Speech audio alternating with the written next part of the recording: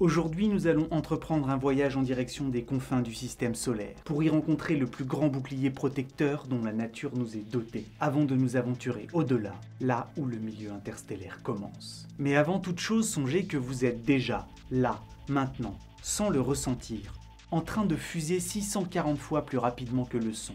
Et cette vitesse de croisière fantastique n'est pas celle de la Terre, autour de notre étoile, mais d'un vaisseau gigantesque, le système solaire dans son ensemble, qui est embarqué dans une étrange danse galactique.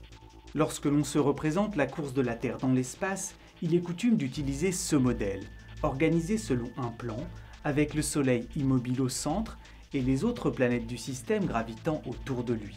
Sauf que cette représentation de notre mouvement n'est valable que si l'on se centre sur notre étoile. Or, celle-ci n'est pas immobile dans l'espace. Elle se déplace à la vitesse de 790 000 km/h autour du centre de notre galaxie, la Voie lactée. Ainsi, en réalité, en prenant pour référentiel le centre de cette dernière, toutes les planètes de notre système sont lancées dans une course folle, arrimées par la seule force de gravité au Soleil qui les entraîne avec lui. Nous évoluons dans un mouvement hélicoïdal, légèrement oscillant sur une période de 26 000 ans et se dessinant à quelques 27 000 années-lumière du centre du siphon galactique, dans la partie intérieure du bras spiral d'Orion, à une distance de quelques 50 années-lumière du plan principal du disque, au sein duquel nous traversons le nuage interstellaire local, une région large d'environ 40 années-lumière de diamètre, dans laquelle nous devrions rester pendant encore 20 000 ans. C'est long. Des nuages interstellaires, nous en visiterons encore beaucoup, car fort de cette vitesse de déplacement de 220 km par seconde autour du centre galactique, notre système solaire progresse dans l'espace environnant d'une distance équivalente à celle séparant la Terre du Soleil chaque semaine. Ce qui fait que tous les 1400 ans, nous avons avancé dans l'espace d'une année-lumière, et à ce rythme-là, il nous faut 240 millions d'années pour effectuer un tour complet de la Voie lactée. Ainsi, depuis sa formation, notre système solaire a déjà accompli 20 orbites complètes, et en années galactiques, notre planète n'a qu'à peine 20 ans. Évidemment, dans cette course autour du centre de la Voie lactée, notre Soleil n'est pas seul. En étudiant le mouvement de près de 75 000 étoiles situées dans notre voisinage proche, le satellite Gaïa a pu extrapoler les trajectoires de ces dernières pour les 500 millions d'années à venir. Sur cette vidéo, où chaque seconde écoulée représente 6 millions d'années, on peut voir que la majorité des étoiles restent dans le plan, à l'intérieur du disque, quand d'autres, sujettes à de très légères variations de leur mouvement circulaire, en viennent à le quitter. Dans sa progression, notre étoile, elle, oscille aux grandes échelles de temps très légèrement autour du plan galactique, au point que l'on pense qu'elle traverse ce dernier 2,7 fois par tour complet. Et il est étonnant de penser que lors de cette course, nous nous frayons un chemin à des vitesses considérables au travers de nuages de gaz et de poussière interstellaires, et ce relativement sans encombre. La raison en est que cette course effrénée se fait arrimer à un vaisseau Soleil doté d'un puissant bouclier. Un bouclier formé et renouvelé en permanence par l'activité de notre étoile et qui prend la forme d'une vaste et ténue bulle protectrice, l'héliosphère.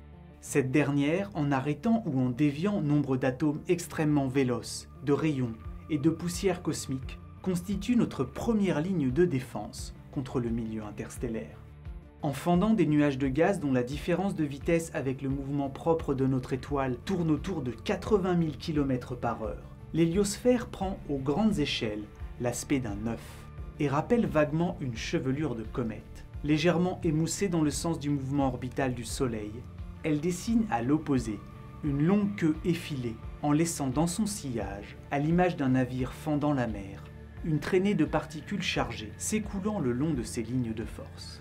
Ce bouclier aux dimensions démentielles tire sa forme comme son origine de l'activité même du Soleil, car dans la haute atmosphère, extrêmement chaude de notre étoile, chaque seconde, c'est environ 1 million de tonnes de matière qui sont éjectées sous la forme d'un vent solaire constitué d'un plasma de particules atomiques. Et vu que nombre de ces particules présentent une conductibilité métallique similaire à celle du métal, elles induisent en se déplaçant un courant, dit héliosphérique, qui se propage et progresse dans toutes les directions en charriant avec lui un champ magnétique. Notre étoile tournant sur elle-même en quelques 25 jours, ce champ, transporté par le vent solaire, s'enroule dans l'espace interplanétaire en prenant la forme d'une spirale qui ondule telle une jupe de ballerine.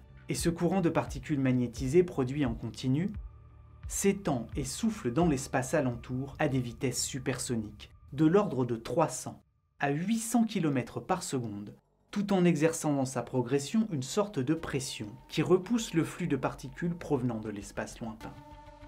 Bien au-delà de l'orbite de Neptune, à une dizaine de milliards de kilomètres de sa source, à mesure que les gaz du milieu interstellaire se font plus présents, la force de ce courant commence à faiblir, les vents solaires à ralentir. Et lorsque leur vitesse devient subsonique, se forme alors un choc terminal, une sorte d'onde de percussion dans l'espace. En traversant ce front de choc, les particules chargées provenant du Soleil perdent près d'un quart de leur vitesse. Vitesse qui est convertie en chaleur, au point où la température électronique de ces particules peut atteindre le million de degrés. Malgré tout, vu qu'ici on ne trouve guère plus d'un atome par centimètre cube, il règne un froid glacial. Et puis, étrangement, la frontière à partir de laquelle se manifeste ce choc est des plus fluctuants, car celle-ci avance et recule en fonction des rythmes propres, des sauts d'humeur de notre Soleil. Ainsi, les sondes Voyager 1 et 2, lancées en direction des confins du système solaire, ont-elles franchi cette limite plusieurs fois, en 2002, en 2003, en 2004. En deçà de ce choc, le Soleil est le maître, au-delà, sa bataille sec. Nous sommes maintenant dans l'héliogène, une région de transition, dynamique, complexe et chaotique, où le vent solaire, en se mélangeant avec la matière de l'espace interstellaire alentour, forme des bulles magnétiques pouvant être larges d'1 milliard de kilomètres. Tout comme la distance nous séparant du choc terminal, l'épaisseur de cette couche fluctue fortement au cours du temps. Elle s'étend ou se contracte cycliquement en fonction des caractéristiques de densité du milieu interstellaire rencontré. Et surtout au gré des variations d'intensité du champ magnétique et de la vitesse des vents solaires, produits à près de 15 milliards de kilomètres de là par notre étoile. Ainsi, les sondes Voyager 1 et 2, qui ont mis plusieurs années à traverser l'héliogène, ont-elles pu y enregistrer la présence de zones de calme plat. Et d'autres, beaucoup plus turbulentes. Aux limites de cette couche des plus étranges, la vitesse des particules provenant de notre étoile, toujours plus ralentie et comprimée dans leur progression par le milieu interstellaire, en vient à tomber à zéro. Dès lors, les particules ayant réussi depuis le Soleil à parvenir jusqu'ici s'accumulent au niveau d'une région, appelée l'héliopause, la limite de la zone d'influence du vent solaire et du champ magnétique qu'il charrie. Une limite si éloignée du Soleil qu'il existe un décalage temporel de 2 à 3 ans entre les soubresauts de notre étoile et la forme de cette dernière. Pour arriver jusqu'ici, il a fallu à la sonde Voyager 1 35 ans de trajet, à fuser dans l'espace à quelques 60 000 km/h. On a longtemps pensé qu'en s'accumulant, ces particules fortement énergisées par leur décélération en venaient à former, comme on a pu l'observer pour d'autres étoiles, un arc de choc, une région de forte turbulence causée par la pression que l'héliosphère exerce dans le sens du déplacement du Soleil sur le milieu interstellaire. Mais il semblerait, au vu des dernières découvertes, qu'au niveau de cette région de rencontre entre deux mondes, là où notre système fend l'océan dilué des particules de l'espace environnant, se forme plutôt une onde. Lorsqu'en août 2012, alors situé à une distance de 18 milliards de kilomètres du Soleil, Voyager 1 atteint cette limite, elle détecta, là où les particules s'accumulent à l'héliopause, une augmentation soudaine et d'un facteur 40 de la densité du plasma. Au-delà de ce mur ténu, le règne magnétique du roi Soleil s'achève. La brise solaire a disparu. Le vent s'est tu. Cédant entièrement la place à des nuages moléculaires éparses, des poussières intragalactiques ou des vestiges dérivants de supernovas. En devenant le premier objet fabriqué des mains de l'homme à pénétrer dans ce milieu, Voyager 1 détecta 100 fois plus d'électrons de haute énergie provenant du reste de la galaxie qu'à l'intérieur de l'héliosphère. Car ce milieu interstellaire qui baigne l'espace entre les étoiles n'est pas vide. Bien qu'extrêmement dilué, on a pu y mesurer des densités de l'ordre de 0,3 atomes par centimètre cube. Pour prendre la mesure de cette quantité de matière dérisoire, songez que sur Terre, au niveau de la mer, on trouve dans l'air quelques 27 milliards d'atomes par centimètre cube. Et même à l'altitude à laquelle orbite la Station spatiale internationale, cette densité est d'environ 50 millions d'atomes par centimètre cube. Et encore une fois, aussi bizarre que cela puisse paraître, cet étrange milieu n'est pas nécessairement froid. Composé de molécules, d'électrons libres et d'atomes neutres ou ionisés par le rayonnement ultraviolet provenant des étoiles, il est électriquement chargé et possède une température souvent très élevée. Ainsi, les sondes Voyager 1 et 2 ont-elles pu y mesurer des températures de l'ordre de celles de la surface de bon nombre d'étoiles. Et cette soupe de plasma extrêmement ténue et souvent brûlante peut même s'écouter.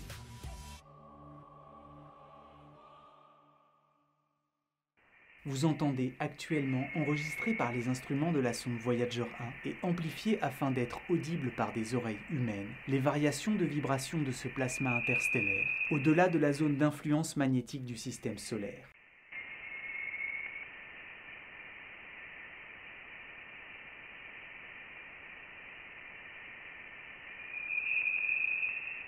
Et c'est là l'enregistrement audio le plus lointain, jamais directement capturé par une machine confectionnée par des humains.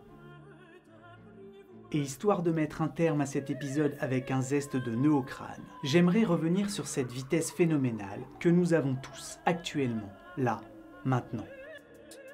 Songez que du fait que notre système solaire se déplace autour du centre galactique 2 fois plus rapidement qu'un éclair, alors les événements passés se sont déroulés derrière nous. Comptez jusqu'à 5.